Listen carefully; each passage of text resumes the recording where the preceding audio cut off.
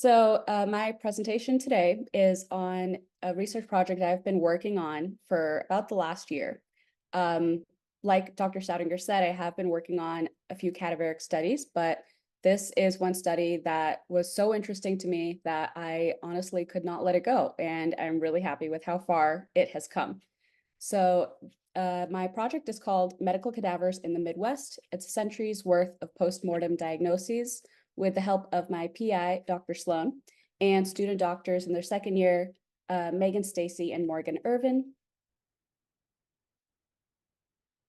So to get things started, we'll kick it off by just letting everyone know what all of this data was that I was looking at. So the Kansas City University has been open since 1916.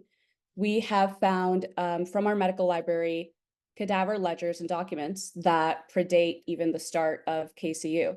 So these are some of the first images of just the front cover of notations and documentation of all the cadavers that have ever been donated to Kansas City University from the Missouri Society Anatomical Board, as well as other medical schools. So not solely to KCU, but to Missouri medical schools in general.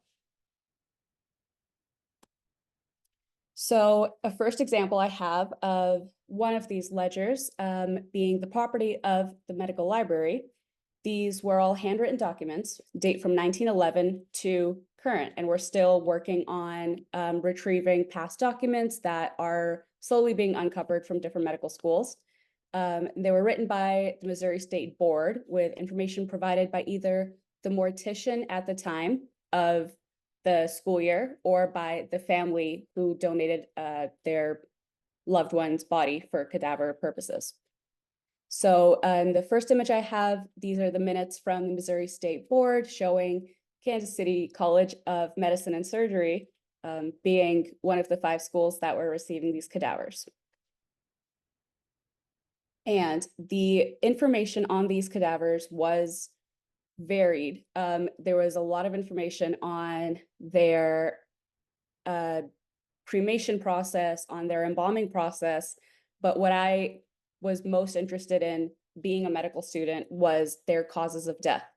So this is what I chose to focus on. So when the cadavers had their ages provided at the time of death, when the cadavers had their causes of death provided, everything was, or almost everything was written down by the morticians at the time. There was a lot of meticulous care that went into creating these documents that have been hidden away for so long and just not being paid attention to. We uncovered documentation of tuberculosis being really prevalent in the first half of the century, syphilis being prevalent also in the first half of the century. And these are some of the diseases that I'm going to focus on when I talk about my study, but mostly for the initial part of this project, I focused on a trend in the age at the time of death, and if I can see an upward trend overall, and observing changes in the causes of death, and do those change over time as well in Missouri. So this image that shows the Anatomical Society, Jackson County Cadaver Registry, I have blanked out I have made the cadavers' names not visible just for privacy and respect for the cadavers. And that's something that we still do with the cadavers in our anatomy lab. We don't give the name just out of respect.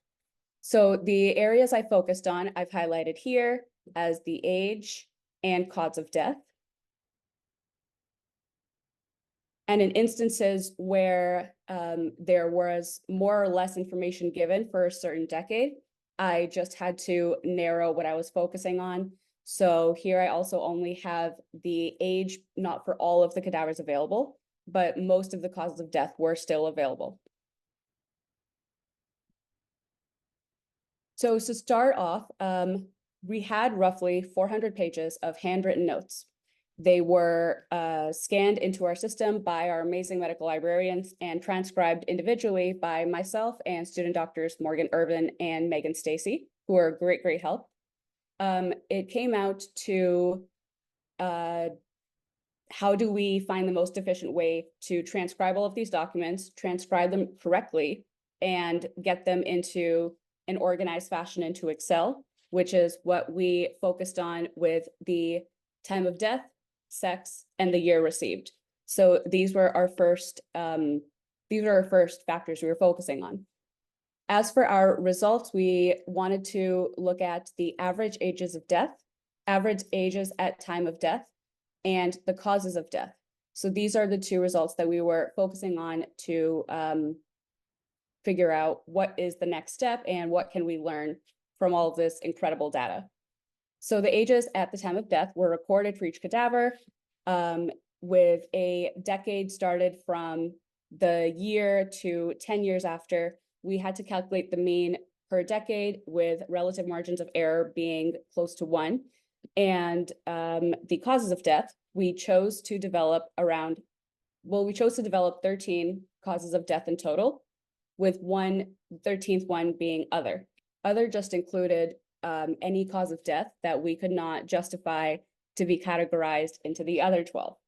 So these 13 causes of death were loosely based off of the CDC's top causes of death in the US for 2021 and 2020, but they had 10 total top causes of death. We just wanted to be a little more inclusive with the vocabulary that the schools had been using for the last 100 years, and this allowed us to make sure that we were just a little more accurate and true to the documents. So these were the causes of death ultimately that we decided on. One being heart disease, respiratory infections, and then where I've included tuberculosis and syphilis.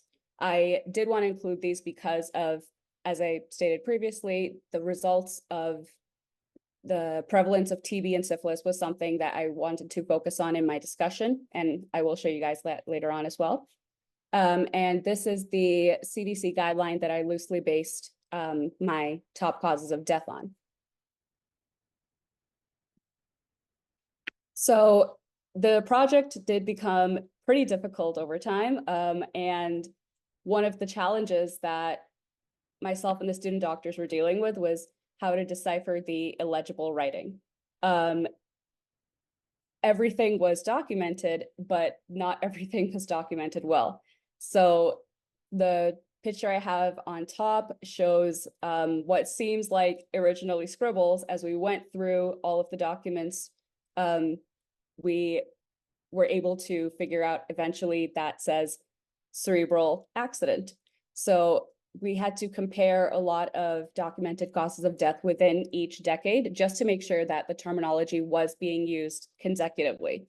And then we used a lot of these comparisons to figure out how to categorize our causes of death.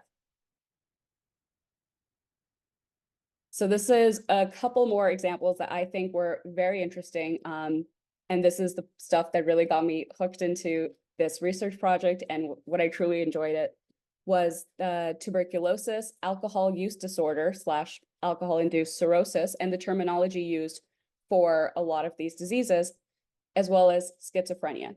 So with some thorough research, all part of the methods, we had learned eventually tuberculosis was being referred to as thesis in our documentation, and caseous lobar infection. Some of these are symptoms that were describing the disease itself, and just being medical students, that was easier to understand the first time around, such as the caseous lobar infection and delirium tremens. Some of them took a little work to figure out. So dementia praecox was one of the terminology used to describe schizophrenia. And that is just, it was really interesting to learn all of this over time. So my personal favorite was the descriptions of syphilis provided in all of these documents. There were more than what I've listed on the slide as well. From 1911, they started with locomotor ataxia, luetic heart disease, which I learned is a different way of saying syphilis, if anything says luetic, general paresis of the insane, tabes dorsalis, dementia paralytica. One of the hard parts was figuring out that dementia paralytica, dementia praecox are both not forms of dementia or Alzheimer's. Again, this made deciphering and transcribing all of the notes difficult, but it also allowed us to understand so much about the progression of medical terminology. And that ended up being one of the questions we didn't even know that we had later on. So in the writing, I have just examples of how it was written, of luetic aortitis, the paresis of syphilitic origin, chronic syphilis, and luetic paresis. So just as examples that I think were really interesting and are worth taking a look at. When it comes to syphilis, one of the questions we wanted to answer was, when do they figure out eventually that the symptoms of syphilis are originally caused by the spirochete itself? So I found this incredible article from 1927, which is when in our documents as well, we can confirm that 1920 to 23 syphilis was the most, or was very common to have that as a cause of death for our cadavers. The article ended up confirming and reinforcing what we understood about the medical terminology.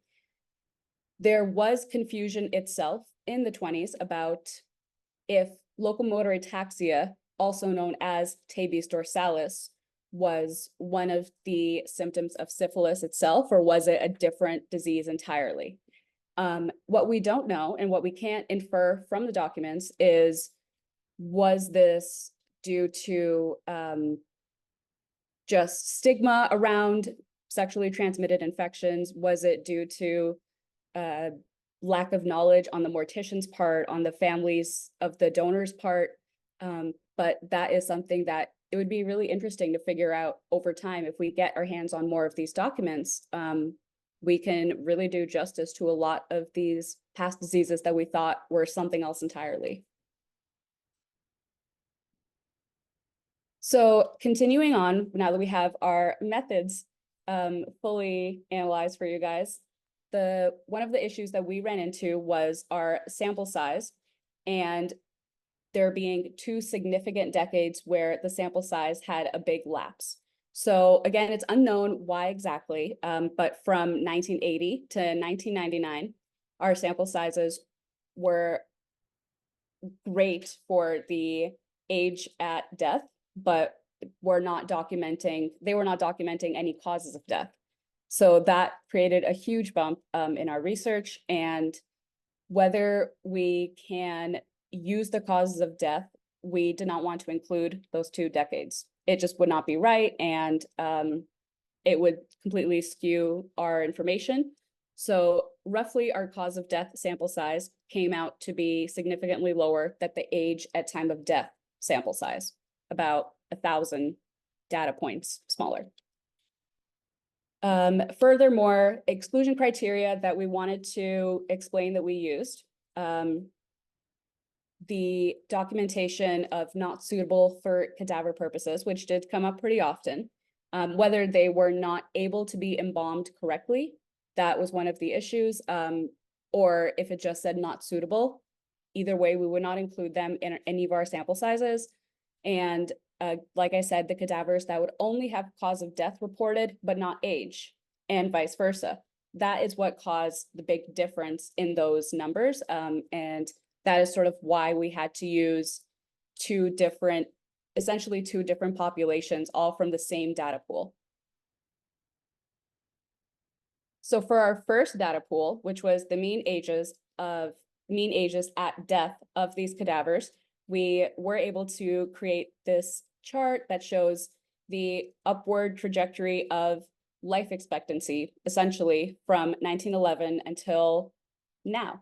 And our ages going from 44 to about 75, there's a significant plateau in the middle, which references show could be for a few reasons, such as the like World War II, there's influenza at the time. There was a lot of reasons that came up. And what we learned was we are able to see this trend reflected in current literature that also describes the Midwest and life expectancy in the Midwest for the past century. Furthermore, the causes of death. So this table is kind of a lot. What I want everyone to focus on is just the bottom row for the most common causes of death. For the first century, we found out that the most common cause of death was tuberculosis. After that, and as reflected by our research into current literature as well, the shift from the most common cause of death being coronary atherosclerotic disease or heart attacks to cancer was pretty significant, and it did occur around the same time, the start of the 21st century. So this is, again, something that was supported by our research, and that is what I wanted to talk about next. So in the Journal of Pediatrics in 2000, we found a study that showed almost very similar life expectancy changes of about 27 years. And that is around the numbers we received as well. So from 44 to 71 by 1999. Like I said, this reinforced the accuracy of our historic documents. And just to give an example of what I mean, the dotted line from the Journal of Pediatrics showing their life expectancy as calculated does have similar upward trajectory. It has the same, and has similar final life expectancy dates as we have. As for the causes of death, we were also able to find significant data that reinforced the 1960s being the sort of change point as the cardiovascular diseases documentation at least began to slow down, and people were aware that cancer was becoming a really common cause of death in the US. We, as I stated before, from 1980 to 1999, we truly do not have enough causes of death, enough data points to make an apt comparison, which is why we could not do that for the causes of death, but we could for the age. Once more documents are received, once we get a little more information about what the causes of death were for those cadavers, and just in general, what more documentation we can get, then we can do a better comparison of that exact transition in causes of mortality. And that's something that I really do want to look into. But something I also wanted to point out, it is unknown if prior to the discovery that malignancy promotes clot formation, meaning the cadavers that were noted to have passed from strokes, pulmonary embolisms, heart attacks, they wouldn't have stated if they had an underlying cancer. So that was also a big limitation that we had on our end when the cadavers only had heart attack listed as a cause of death. You really don't know if they had an underlying cancer. And that can also skew the data. So we were not able to find out accurately if the cancer was, or if cancer was truly becoming the most common cause in a certain time period, because there are some things that we just don't know from documentation. And yeah, hopefully more comes up. So I wanted to also talk about tuberculosis. Syphilis was one of the biggest or most, I think, interesting diseases that I've noticed had a lot of variations in the way it was described. And similarly, tuberculosis was one of those diseases as well. Like I said, being a medical student, it's easier to identify terminology based off of the symptoms. So in this case, there was caseous lung disease or caseous lobar infection. That was something that medical students are taught, that it causes, TB causes caseating caseating infections, lung diseases.